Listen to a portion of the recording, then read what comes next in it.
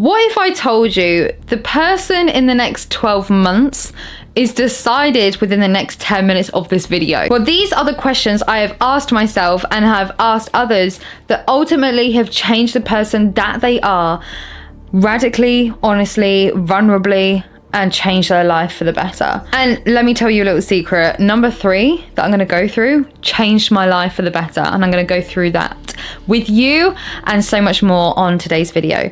And if you don't know me already, I'm Annie. I talk everything to do with creativity, mindset, and so much more. And like I said, if you watch until number 3, that's exactly what I'm going to take you through on what changed my life for the better. So before I go through anything, the best thing you could possibly do right now is actually get to the conclusion of your current reality. Identify what are your weaknesses, what are you not enjoying, what is bringing you down, what is an energy burden in your life, what is actually negative Nancy in your life if it's a person, a thing, an activity, and what is it that is actually enhancing your joy, your purpose, your passion, that would leave you feeling fulfilled, that you've left your mark on this world. Number 1 is, what does success actually mean for me and not others?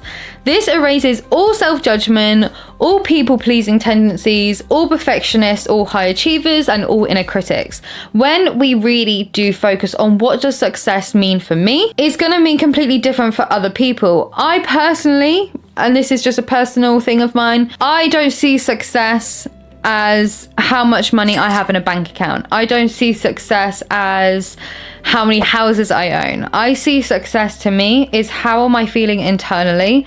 Am I waking up every day knowing that my health, my well-being, my loved ones around me are safe? To me, that is what success is. Anything on top is just a cherry on the top, basically. So just identify what it really means for you, and then identifying on top of that, what are burning desires on top of that that would truly allow you to feel that sense of fulfillment and success in your life. Number 2, what are particular behavioral patterns and thoughts and beliefs that have stopped you in the past? Like, when we are aware of our limiting beliefs that actually don't serve us, we've done half of the job, because it is so it's so hard to be so radically honest with ourselves with things that are actually uncomfortable. And if we were just to completely erase that, put it to the back of our mind, we're technically in a more safe space, quote unquote, when actually, if we're radically honest with ourselves, seeing those limiting beliefs, seeing that it's going to be actually a challenge but we're up for it, how much more are you going to be on your path to success, rather than being in a slump that no one wants to be in ultimately. Number 3, what skills do I need to acquire or gain any knowledge in order to get to this goal or be successful in this thing I want to create? And this is a very important one, because from my own story personally, I knew with my creativity, the one thing that was missing was my confidence within the creativity, that actually looking at it, I was like, I'm proud of that. I really like that. And I'm happy for that creation to go out in the world for others to see. And that can be anything from paintings, body art for me, even a YouTube. To be honest, YouTube, I actually just like to come on like this and just how I am. Those perfectionist parts do not show up in me when I come on like this, because I like to just come on and just talk. But identifying where that shows up for you in your life is going to really, really help you.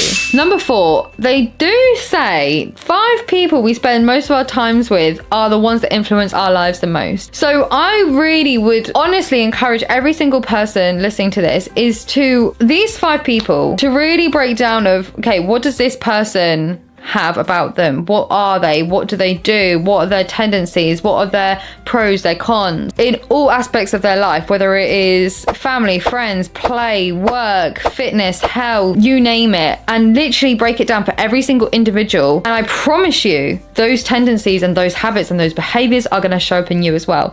If you're finding those patterns and behaviors you do not want to adopt, I really, really recommend to change the times of the people you are around. I cannot stress that enough. Number 5, what are my non-negotiable morning routines that mean a lot to you. So for example, for me, I know my non-negotiable in the morning is to actually have a morning prayer of like gratitude, meaning like I feel so grateful today just because I am simply awake. I've got another day of living. I've got a pet that I truly, truly love and adore. I've got loved ones around me. You like name all the things you're grateful for and just almost give it as like a pray and like just let it go. That is something that works for me. But I know others, they like to have a mindfulness practice of a morning walk or doing something that is for them, that is going to be a non-negotiable for the rest of the day and set themselves up. Number 6 is a really challenging one, but I really opened my eyes with this question. And that is, what would my ideal self do in these challenging situations versus what am I doing currently in challenging situations? Because this can be seen from a nervous system perspective. When we are responding, say to a loved one that is rubbing us up the wrong way, maybe unintentionally, they mean well, but actually they're rubbing us up the wrong way. How are you currently responding to them from a nervous system perspective? Are you going straight into a fight or flight response and actually biting back at them? Are you going to a hypo state where you're actually in a freeze response and you just tense up, your jaw tensens and like you just have no words and you just feel so much inside, but you cannot seem to just come out of this freeze state? There are different responses, but when you've identified that, what would the ideal future you respond to challenging situations in? And a lot of the time it's to be self-regulated through the process of these challenging times and adopt a mentality that is going to allow us to overcome these challenges at the most easiest riding way possible. Number 7, what are the resources I'm willing to invest in? And this is time, money, energy. How much energy do I have in a day? I am one person doing one thing at a time. As much as I like to multitask, do I need help with that? Have I exhausted all these resources initially? Money. How much money am I willing to invest in the things that I want to create in the world, or for me to be able to step into the person I truly want to be and create the life that I want? So whether this is getting a mentor, getting a coach, someone to help you with your mindset, a therapist, how much money are you willing to invest for this? Time. How much time are you willing to put into the things you desire and exhaust that resource? When we look at these 3 things as an operation, how much do I have of this to do? How much of this do I have? How much of that do I have? We can identify actually we are human and we're doing our best. And as long as I keep up to date with these 3 things of how much I can do, that is ultimately what is going to help you go from A to B and climb that next bit of ladder. How am I going to measure my progress? So once you've identified your goal and being like, okay, I desire this, I'm very radically honest with myself and I understand that actually I need to work on these weaknesses. I need to learn about this. When we've identified that, how am I going to measure that progress?